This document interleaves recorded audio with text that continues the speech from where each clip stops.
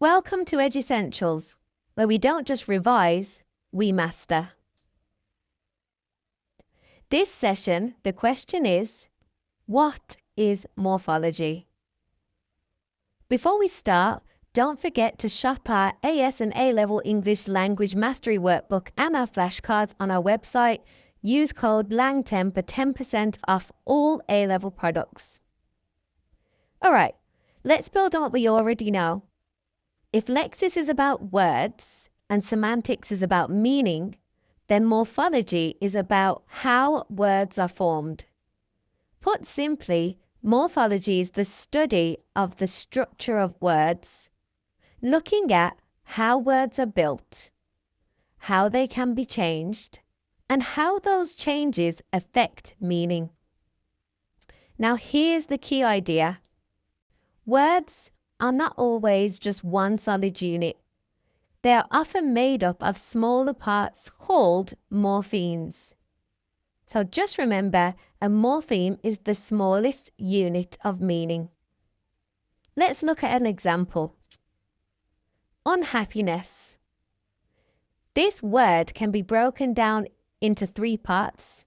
Un being the prefix meaning not, happy is the root word, and adding ness to it turns it into a noun. So instead of one word, we actually have three morphemes working together to create meaning. Now let's introduce you to two key types. The first one is free morphemes. These can stand on their own as words such as happy, run, or book. Then we have bound morphemes.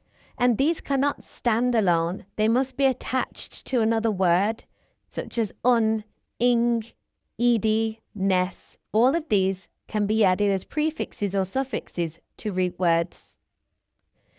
Now let's go a little bit deeper, A-level level. Bound morphemes can be split further into prefixes and suffixes like I've just mentioned. Prefixes are added to the beginning of these words, such as un and re, un in unhappy, re in redo, and then suffixes are added to the end, such as ness or ing, turning words like happy into happiness and run into running. And here's what becomes powerful. Morphological changes can change the meaning of the word and change the word class. For example, teach is a verb. If I turn that into teacher, it becomes a noun. So the suffix er completely changes the function of the word. Or legal could be turned into illegal, and the prefix ill reverses the meaning. Now think about this in real texts. Writers use morphology deliberately. For example, adding ish to words such as green, like greenish, it suggests uncertainty. Using like, making a word such as childlike, and it adds comparison. Or creating new words such as Googleable or unfriend.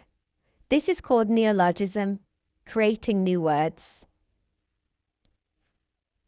So why is morphology important?